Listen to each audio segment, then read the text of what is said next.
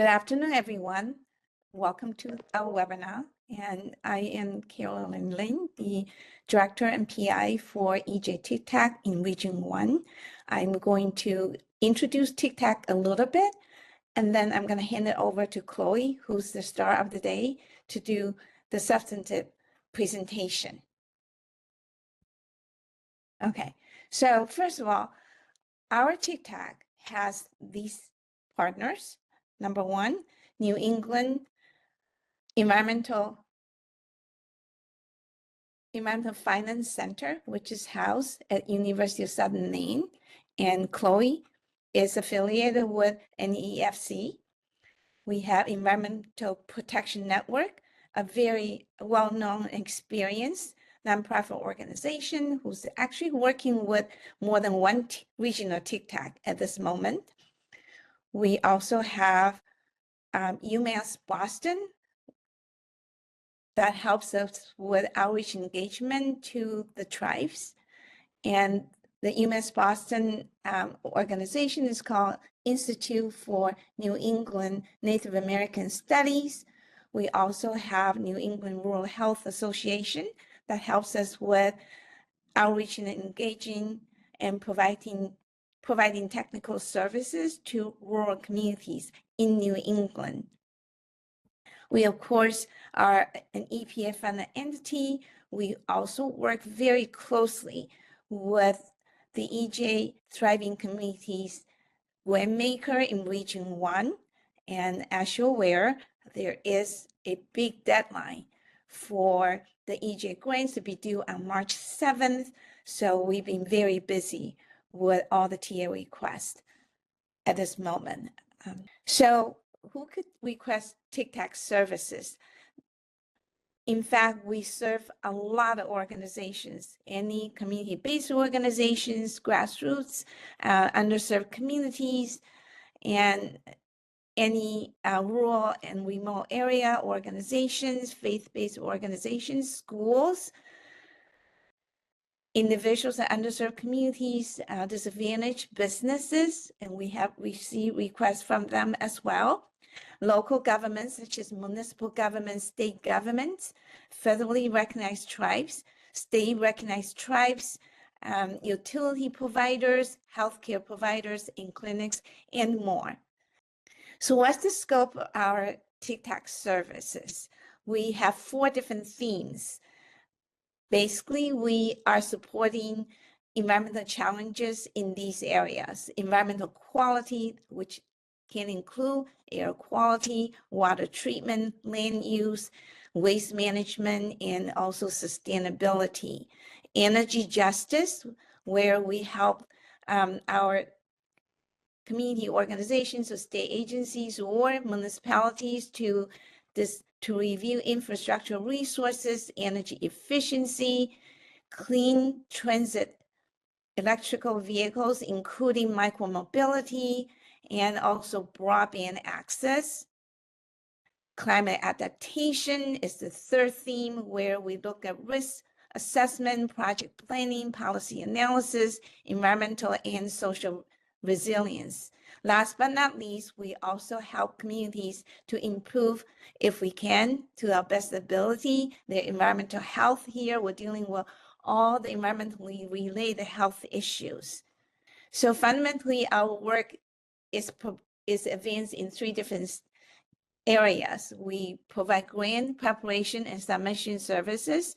We do technical consultation on different topics, such as we summarize technical documents for you. We translate documents into plain language, and if possible, into another language for you. We are still working on the translation aspect of it. We review and advise and analyze data for you. For example, we do needs assessment, strengths and SWOT analysis, and so on. We support technical planning on grants and projects. Last but not least, we also help you plan. We also do education on environmental literacy, which includes like webinars like this one. We do video-based learning, which is to come. We will populate our webpage with quite a few of those short workshop type of videos. And we also will develop learning tools, modules, including interactive maps. So here I'm going to turn this over to Chloe. Chloe, please introduce yourself and your team. Chloe represents the New England Environmental Finance, New England Environmental Finance Center, also always a mouthful for me, and she represents University of Southern Maine. Chloe, please go ahead. Thanks, Carolyn. Hi, everyone. I'm Chloe Shields. I'm the Deputy Director at the New England Environmental Finance Center, or EFC, as you'll hear us abbreviate throughout this presentation. And I'm joined by my colleague, Andrea. Andrea, do you want to say hello? Hi, everyone. I'm Andrea Berry. I'm the Climate Funding Manager. So if any of you've gotten technical assistance through the TCTAC that ended up with us, you've already talked to me. So glad to be here today. Thanks. So we're excited to have you join us for this issue spotlight focused on flooding, a challenge that many New England communities are dealing with, and we'll highlight some adaptation projects and also where to go for funding for these types of projects. So I'll briefly introduce, if you don't already know us, the New England EFC. Kind of building on that introduction Carolyn provided to the TCTAC, we are one of multiple partners that make up the TCTAC team. And then Andrea will speak to us about some of the impacts of flooding that we're seeing in New England communities now and what's to come. And then some of those specific examples of how are folks responding, what are projects that might resonate with you as something your community might be interested in pursuing, and where do you go to fund those projects? And then we'll bring it back to the TCTAC. This is a lot to take in, and we are here to help you throughout this process. If this presentation spurs some ideas, we really encourage you to reach out, and we're here to help you project plan and go after funding. So we have a lot of content. We might go quickly through some of it, just given that this is an hour, but we're also hopeful that this presentation becomes a leave behind resource for folks to refer back to in the future. So just briefly, if you don't know about the New England EFC, we are a regional environmental finance center. We're one of 10 representing EPA Region 1. So we're funded by the U.S. Environmental Protection Agency. We've been around for more than 20 years. We are a small but mighty team of folks with planning expertise, community engagement and facilitation backgrounds, and then various environmental and financial technical expertise.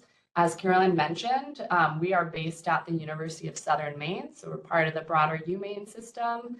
Our offices are in Portland, but we work across New England, all 6 states, and with many of the region's tribes as well.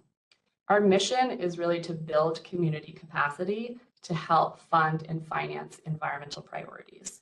And we define community broadly to mean states, tribes, local governments, nonprofits, community-based organizations, all of those folks that Carolyn mentioned earlier are TCTAC eligible. We're interested in working with you. And we know that those priorities look different across the region and for different organizations. So our programs cover a wide range of environmental issues.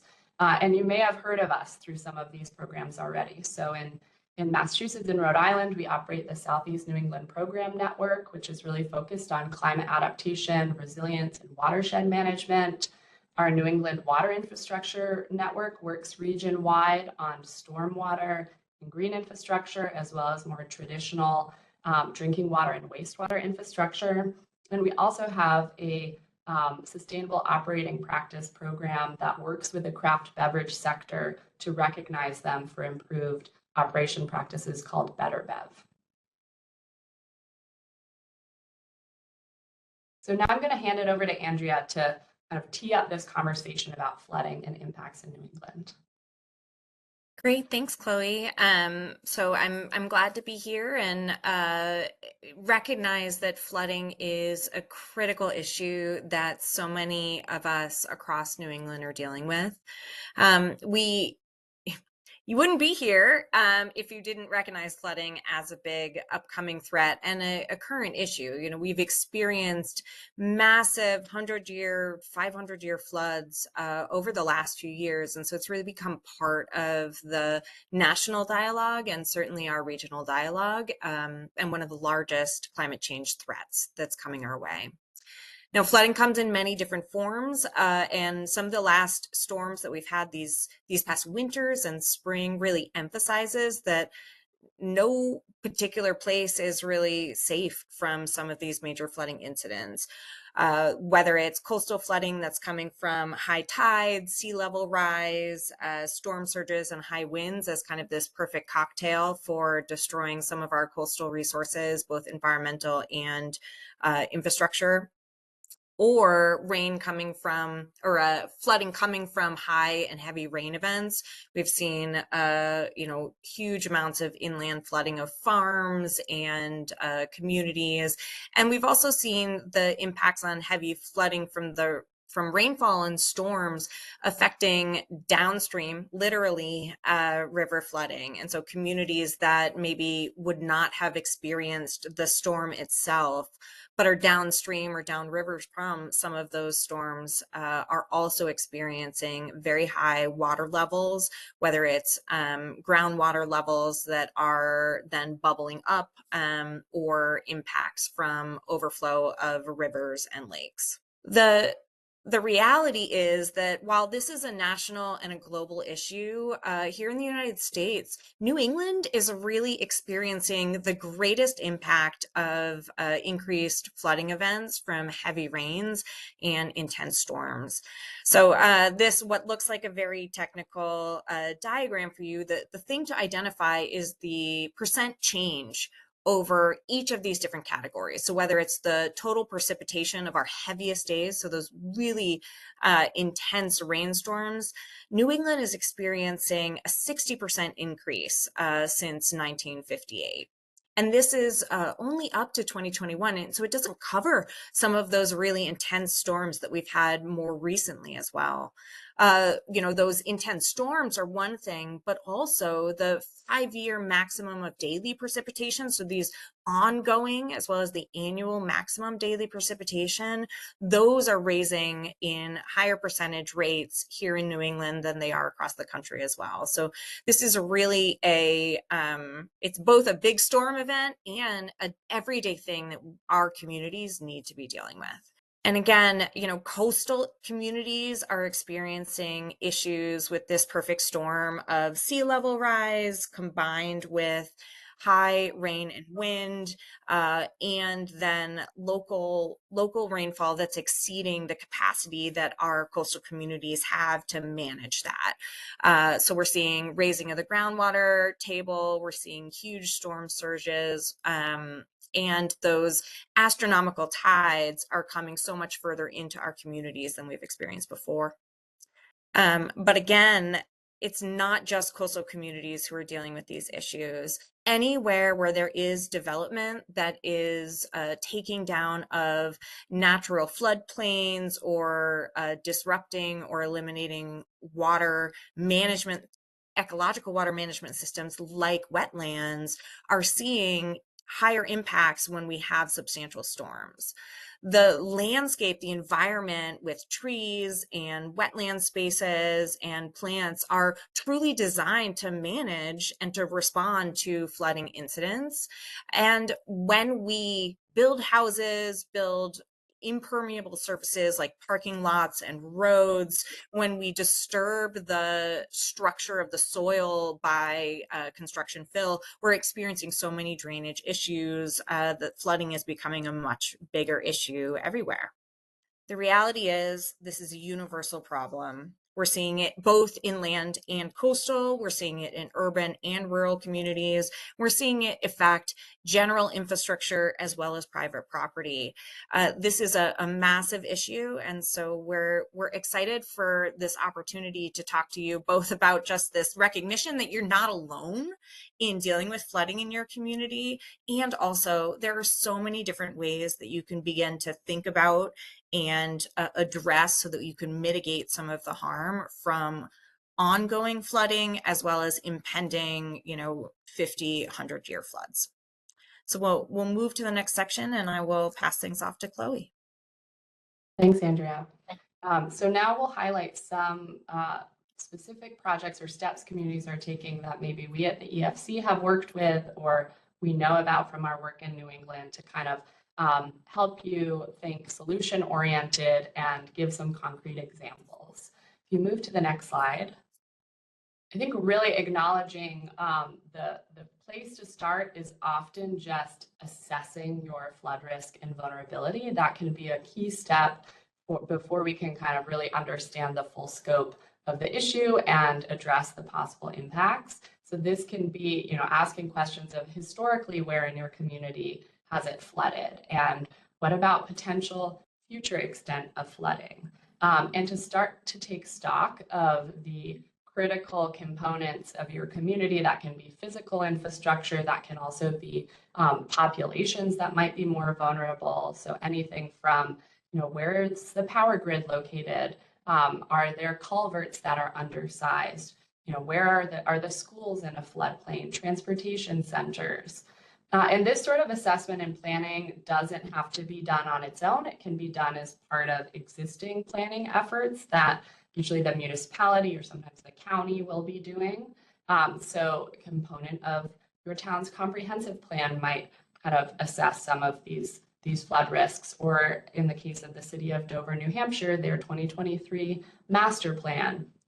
You might already be able to find some of this information in a county hazard mitigation plan, or if your community's done a climate action plan.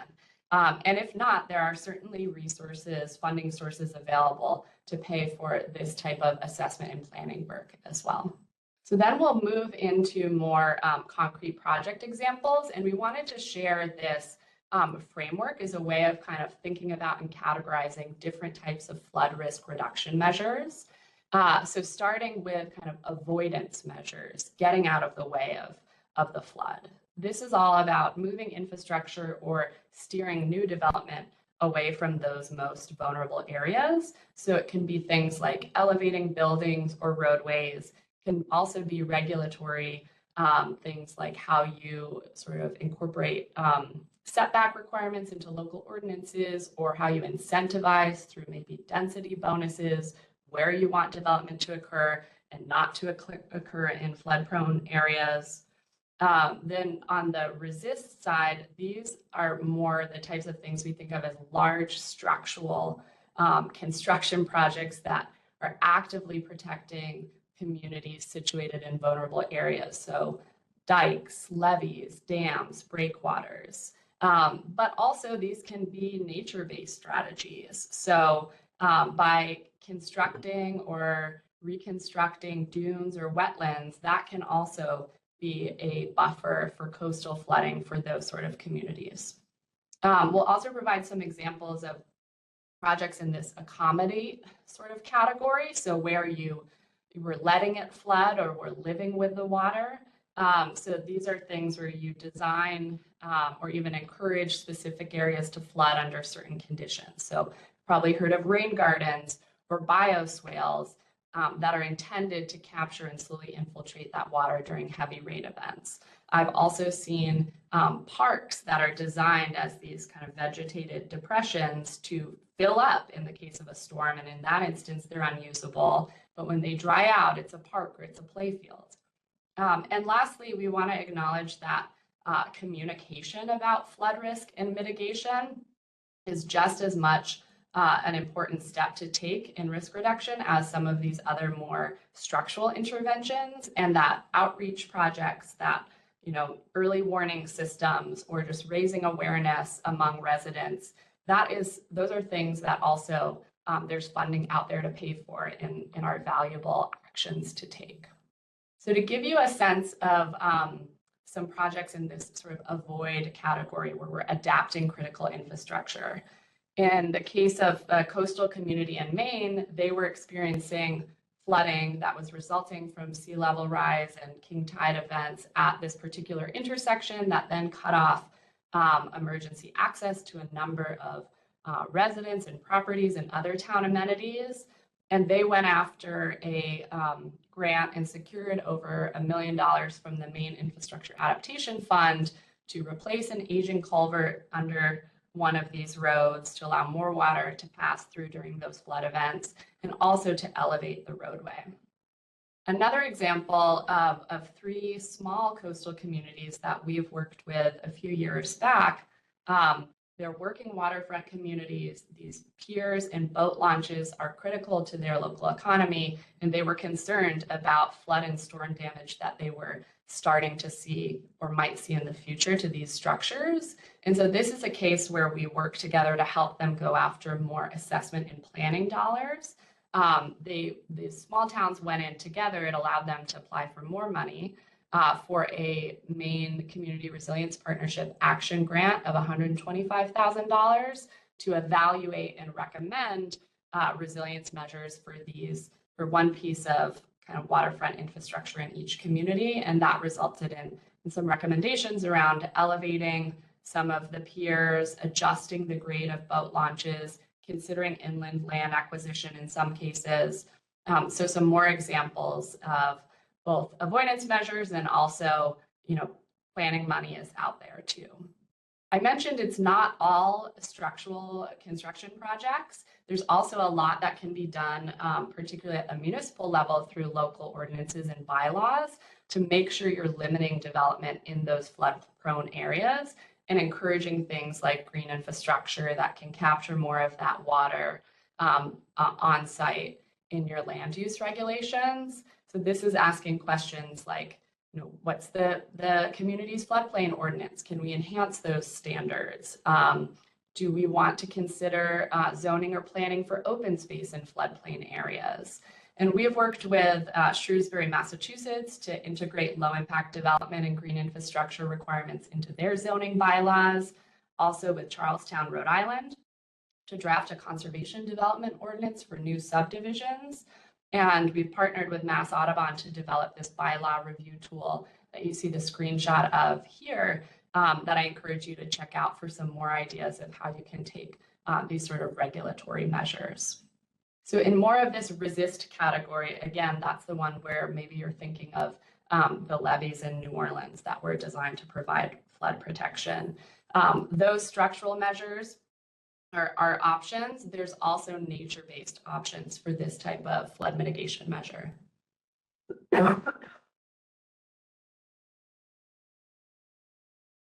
Excuse me, winter colds. So one example that you may have heard of for coastal communities are living shorelines that combine both natural materials with structural components. And the pictures here show an example from coastal Maine that uses recycled oyster shells, excuse me, that are bagged up and then combined with some natural materials, some logs, to break up that wave action and reduce the erosion and then the kind of creep of coastal flooding inland. Taking that one step further, there are some projects in the Chesapeake Bay using live oysters, growing these oyster reefs to buffer the coast from storms. So when we start to think about accommodating, so living with the water and dealing with the water, we are excited to share about 2 different truly community connection projects. So here in Westerly, Rhode Island, our Southeast Network Partnership or program, the SNEP Network, has worked with Westerly to manage the coastline or I guess the river line of one of their city streets, so the main street in their area along the Pawcatuck River.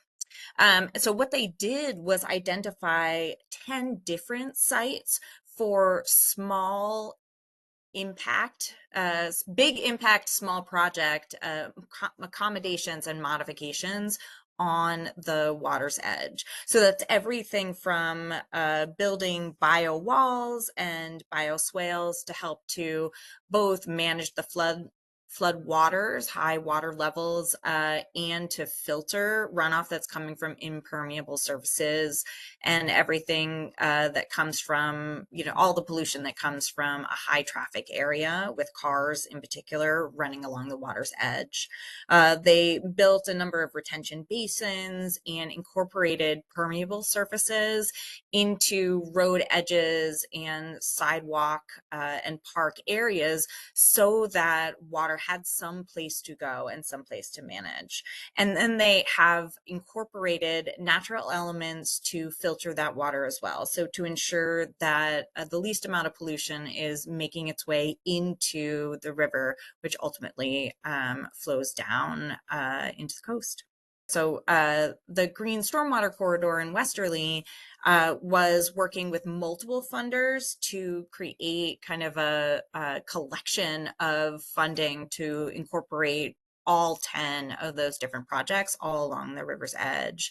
And that's compared to this project in Mashpee, Massachusetts, with the Mashpee Wampanoag tribe that has created a true park and natural area to live and deal with the water that was flowing into Santuit Pond at the town landing. So this set of municipalities and the tribe as well worked again with the Southeast Network Partnership to create an environment where water was being managed and cleaned as it went downhill into the stream. So they looked both at managing the water, so the quantity of water that is showing up, as well as the quality of the water that was making its way into the pond. So they looked at this as a long-term project for pollution management as well as flood navigation, and incorporated things like rain-loving plants within municipal plantings and border plantings throughout this space, the creation of community spaces and park areas that allowed both this the flood management and the pollution management to benefit the community through its ecological impacts, but also its social impacts, and having this opportunity for people to engage and to learn through resilient trails where there's information about what's happening in this space, and to have a really beautiful area that's not all paved, that when there was non-natural or non-plant material space within this park, they incorporated permeable surfaces, whether it's slats of wood or pea gravel or other types of things that allow for water to filter all the way through. And then they filled that out with the environmental impacts of wetland restoration and vegetative buffers to build up the ecological ability to manage that space. And finally, we get to communication. This is a place where my background and speciality falls. This recognition, I think, that we all need to go through, which is there's a story that we need to tell about flooding and about the climate impacts of rising sea levels and increased intensity of storms. Global warming and some of the terminology that gets used around our changing climate has kind of created a narrative that it's all about heat. It's about heat islands. It's about particular types of pollution. And we really need to, especially here in New England, start to shift a lot of the discussion towards recognition, acknowledgement, and understanding of the impacts of flooding, both coastal flooding and inland flooding. And there's many different ways to tell that story. We particularly like this example of the city of South Portland, Maine, so right across the Casco Bay from us here at the University of Southern Maine, created a story map about the impact and the action that they're taking around coastal flooding. And during the spring and summer of 2022, they went through the entire town on coastal areas, and they put up these markers about the high water mark, both high water mark on the one of the biggest storms that we had in recent Maine history, the 1978 storm. And that's that blue area all the way down on the bottom of that pole. And then they looked at 2050 and 2100 or 2100 dates and projections for high water levels with sea level rise, and use this very visible but very simple indicator throughout the city to show people the impacts there. And then came around our 2024 January storm, where in one of the pictures earlier, we showed an image of coastal shacks being torn down and into the ocean. And this is another part of that beach where you can see some of the storm surge and the high level water going up, well up to that 2050 mark. So being able to get that imagery to tell that story, not just in words, but visually, it creates an opportunity for people to not say, too long, didn't read, didn't want to pay attention to that, but to really dive in and to see and to experience the impacts there. And we very much encourage you to also think outside the box around what communications can look like here. This is a project that's happening nationally using a tool called Chronologue. And up here in Maine, the Momentum Conservation has created this climate change observatory network, which is a collection of sites all across the state of Maine where there are little citizen science spaces where you can take your cell phone and literally put it up, take a picture of the environment that you're looking at and send it to Chronologue, and it gets added to a time lapse of that space. So using citizen engagement and citizen participation to really show the way that our landscape is changing and our environment is changing can really make the difference in public support for any of these types of projects. You know, managing flooding, it's expensive. Obviously, the impacts of floods has huge economic toll, but it's really hard sometimes to convince folks that we need to be proactive and spend what feels like a large amount of money to prevent something that we've all been told is like a 1 in 100 chance, not something that we're going to experience. And so using citizen engagement and visual tools, it sets you up for opportunities to have that buy-in before the storm instead of after the flood. And now I'm going to pass over to Chloe to talk a little bit about after the flood before we jump into those preventative measures. Thanks, Andrea. So as Andrea was saying, we've talked a lot about what can you do to be proactive to mitigate the effects, but we also wanted to acknowledge, and if you go to the next slide, that sometimes, you know, you're not always prepared for what might come. And if you're looking for resources following a flood event, if it's a declared incident, FEMA is really the first place to go. Their public assistance and hazard mitigation grant programs can help with response and debris removal and restoring public infrastructure, as well as building back in such a way that we're mitigating future risk. On the sort of environmental side, to look to state agencies for environmental remediation. This is a low-cost example that we wanted to share of following some extreme weather events and coastal flooding and dune erosion. The state of Maine put out a call for folks to donate Christmas trees. This is Popham Beach, as well as to other state beaches, to kind of recreate some temporary dune structures to deal with that, those immediate after effects of that storm surge. All right. All right, back to you, Andrea. Yeah, I'll jump us off for what I think many of us are here for, which is where to go for flooding and how do we navigate this. Now, one of the key pieces for us to acknowledge here is that while federal grants are often the largest pool of funding available, we acknowledge that that is a really unsteady, unstable feeling avenue for funding right now.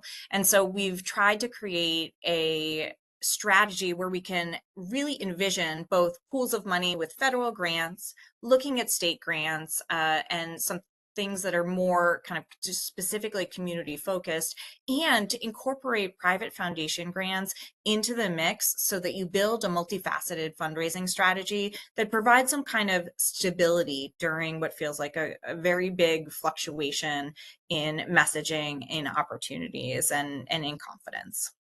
So if we move to the next slide, we'll talk about each one of these different areas. Now, when we think about grants, the first place we're going is federal funding. Again, these are the biggest opportunities that are going to be available for you. If you have a really substantial project, we still recommend, and we continue to recommend, that you go through the federal avenues to identify potential funding sources.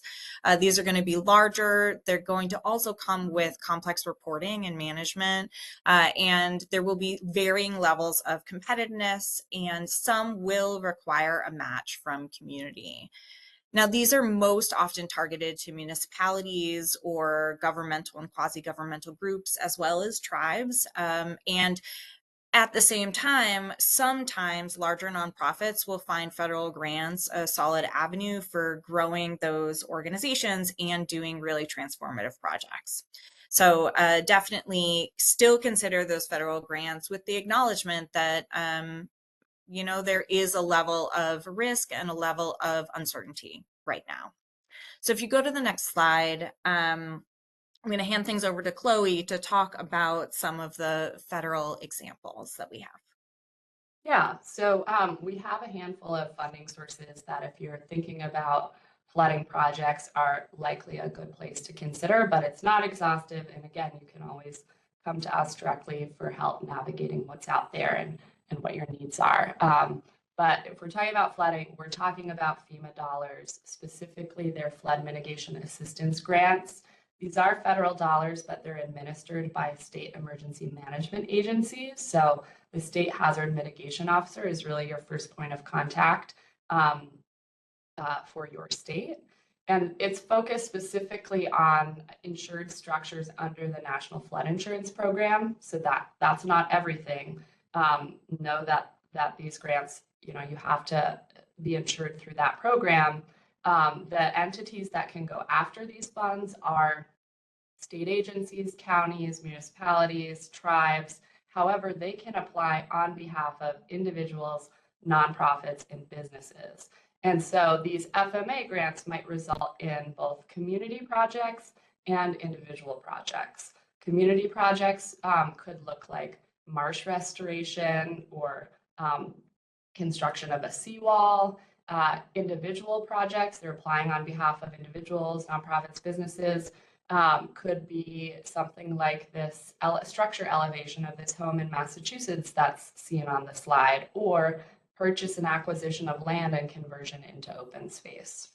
The other big source of FEMA grant dollars that is not flooding specific, it's really to reduce risk from any natural hazard, is the Building Resilient Infrastructure in Communities, or BRIC grants. These are up to $2 million. There is a component of match, as there is with the FMA grants. It's less if your community meets disadvantage criteria. The same sort of eligible entities, states, counties, municipalities, tribes, can apply on behalf of others. In terms of flood-related project examples, this could also pay for property acquisition. Some of the stormwater retention type projects that Andrea was talking about earlier in Massachusetts and in Rhode Island, more sources of planning money. It can pay for climate adaptation studies, or even adopting, updating building codes. And same thing, federal dollars administered through the Massachusetts Emergency Management Agency or the New Hampshire EMA. So start by contacting your state hazard mitigation officer if you're interested in this fund, or reach out to us. And we'll move to the next example. So this is a quasi-federal, quasi-private National Fish and Wildlife Foundation opportunity. Specifically, their National Coastal Resilience Fund is available to coastal communities and all about enhancing coastal resilience to flooding and other impacts of climate change and natural hazards. So they're specifically focused on nature-based solutions, and the grants range from $100,000 up to $1 million. This fund can pay for planning projects, so those might be your $100,000 projects. Then they encourage you to come back for design, to come back again for those larger $1 million implementation grants.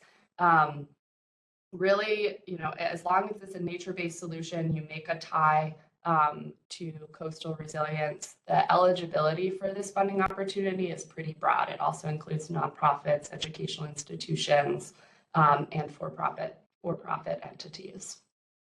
Then we'll move quickly into highlighting a couple state grants as well. Yeah, so when we're thinking about state grants, they are often slightly smaller, but still quite substantial and can be used for some of the, what I might call the less sexy, the less exciting projects like infrastructure improvements. Often the state grants will be pass-through funds, as Chloe mentioned, from federal agencies, but many states also have climate resilient programs, as well as fish and wildlife or conservation programs that are funded specifically through the state. So your risk and the uncertainty there is a little bit more stable with our state grants right now. And so they're definitely worth taking a look at. If we go to the next slide, one of the examples that we've identified, and again, this is probably the least exciting, but one of the most important things that communities can do, which is improve culverts in order to protect really vital infrastructure. So giving the water a way to flow or a place to flow and making sure that those are available. Sometimes it's a really hard sell with your community. People don't see culverts until they're not working. And so there are a lot of resources in every state to support this particular type of project. So this example here is the Massachusetts Culvert Replacement Municipal Assistance Grant Program that you can access up to $400,000 per grant without a match to help mitigate some of these really critical and problematic projects to fund. Almost every state in New England, or in fact, every state in New England has some type of fund for municipal resilience and community resilience. So Rhode Island has this Rhode Island Infrastructure Bank that has the Municipal Resilience Action Grant, where Rhode Island communities who have completed a community resilience workshop can apply for specific projects, either individually as a community or in collaboration. That project about the harbors and looking at the working waterfronts that Chloe identified were funded through Maine's parallel program. And there are lots of different opportunities here. And for all of you, it is definitely worth taking a look, because these opportunities are most often targeted at municipalities. But for those of you who are at nonprofits, there's often a parallel nonprofit avenue to be involved and to be matched with municipalities who are doing that work. So we very much encourage everybody to investigate this and to allow the state or to use the state to help you match make between municipality concerns and nonprofit opportunities. Okay, and we will move on to private foundation grants. And again, for municipalities, this is often something that people are not really thinking about. But for people like me who've been nonprofit fundraisers for our careers, this is really an opportunity for communities to think differently and to really emphasize the opportunity that private philanthropy has to help impact the way that our climate is changing and to build true climate resilience and community resilience across the New England region. These grants are going to range, and it's going to be one of the biggest challenges of any community who's applying for a private foundation grant to decide what's worth it. Is a 4-figure grant and something that's quite competitive worth it for the work for your community? Or are you going to save your energy and focus specifically on 5-figure or 6-figure amounts? And keep in mind that often partnerships are really key for private foundation funding access. So thinking about those relationships between municipalities and especially schools and libraries and community centers, and pairing them with nonprofits around education issues. And this is where communications and conservation can really come into the mix. We have 2 examples of private funding, and then we'll move on to kind of our wrap up and close. So when we think about private funding, identify what some of those key areas are that might be of interest to private funders, and pollinators and environmental restoration and community education and engagement are big ones. This is an example of the One Hive Foundation, which primarily focuses on Vermont, but has a broader kind of northern New England focus in general.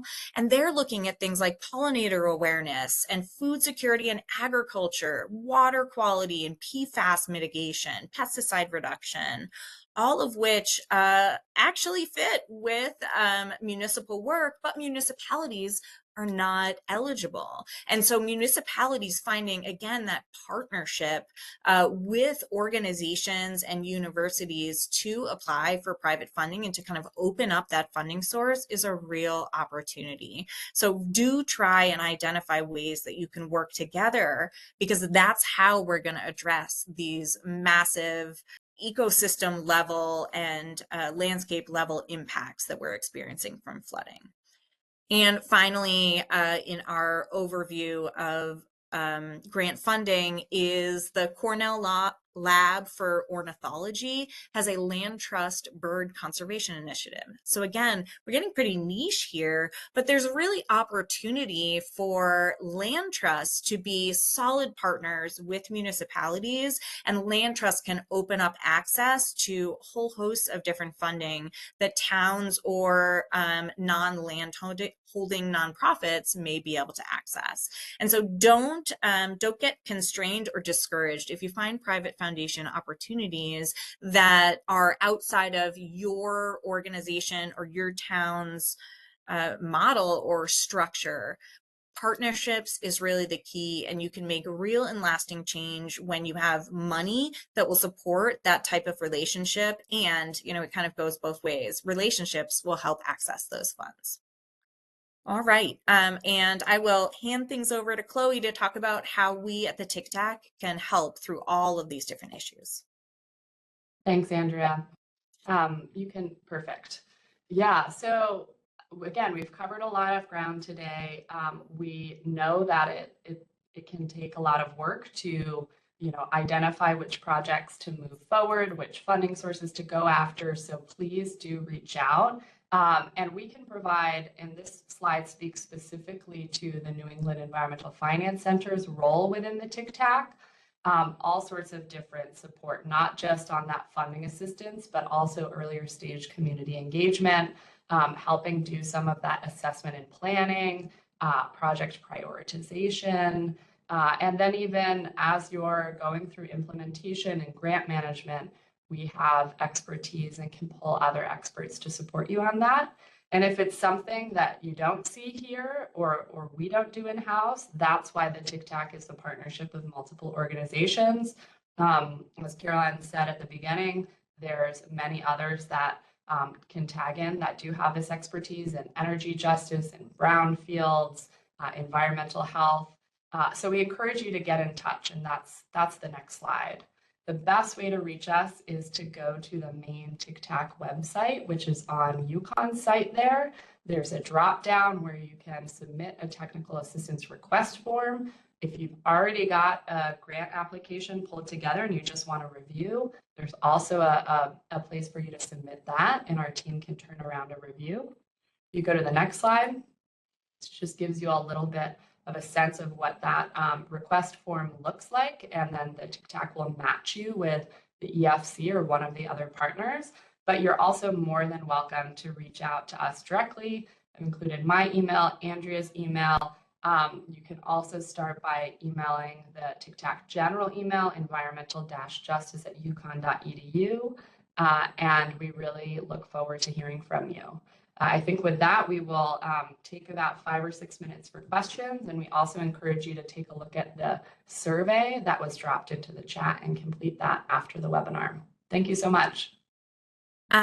I will just, given that we're not seeing any questions come in, I just want to acknowledge and recognize that we have time at the TCTAC to support all of your different types of projects. We are right now hearing from so many organizations and municipalities about the environmental justice for New England grants with the deadline that's coming up on March 7th. So that's a little less than 2 weeks away. And the TCTAC can help directly by reviewing grant applications and giving direct feedback. And anyone who is applying for that funding, we'd really encourage you to reach out to the TCTAC or directly to us to get a second set of eyes who is familiar with this grant program and can give you feedback on that.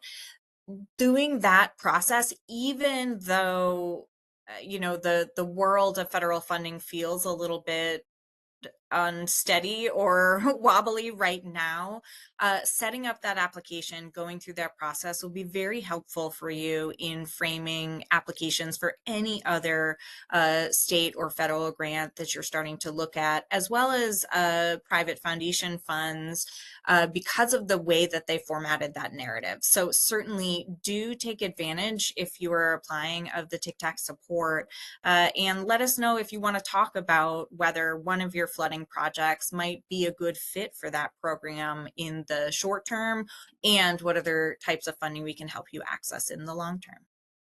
So thank you so much. Oh, Carolyn, I think you're muted.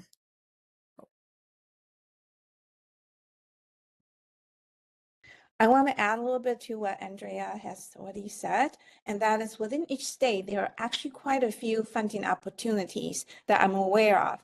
And also universities such as University of Southern Maine or the Maine University of Maine system might also have certain structure that could help with facilitating this process. In the state of Connecticut, where I'm from, for example, UConn, we have an institute called Connecticut Institute for Resilience and Climate Adaptation. It actually hands out small grants for municipalities that partner with other people together. So earlier, Chloe was saying that Andrea was saying, should you go for the big grant or small grant? I would say that if you're a community organization or just a community group, you could start small. Then you learn how to do that. And once you become experienced and got your first grant, then you could go for the other grants at a state level and a federal level or nonprofit level.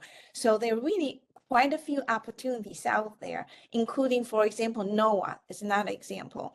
And NOAA these days often collaborate with NSF and sometimes even NIH to provide these type of multi-million-dollar grants to help communities rectify or build resilience, using different kinds of techniques and science and also community engagement and so on. So it's very collaborative, and it has been very productive as well.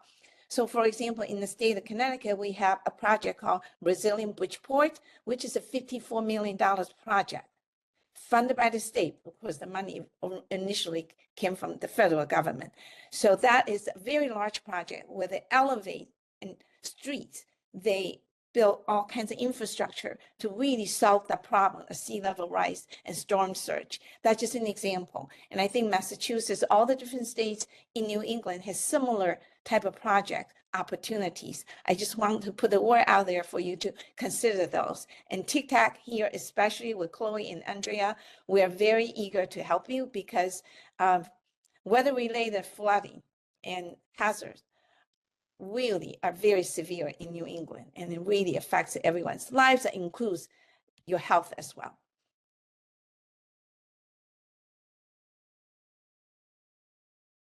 I see a question about if some of the case studies we spoke to are available online. I just want to confirm, Carolyn, the slides will be accessible or shared, a PDF version with the participants. Is that right? We will have the video shared soon enough. Okay. Yes. Yeah, some of them, yes, are kind of documented well. Some of the story maps Andrea's putting into the chat, and we can drop some more links in there in the next minute or so. And take a listen to the recording and give it a Google. That might be another good approach. I just want to add one more thing. In each state, the coastal state, I believe you also have a Sea Grant program that you could also consider. That is another really good source for funding, and their funding tends to be in 5 figures or 6 figures.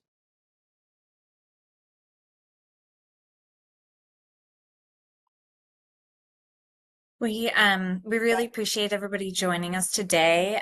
Thanks so much. And again, do reach out to the TCTAC and to Chloe, myself, and all of our colleagues. We're excited and here to help you.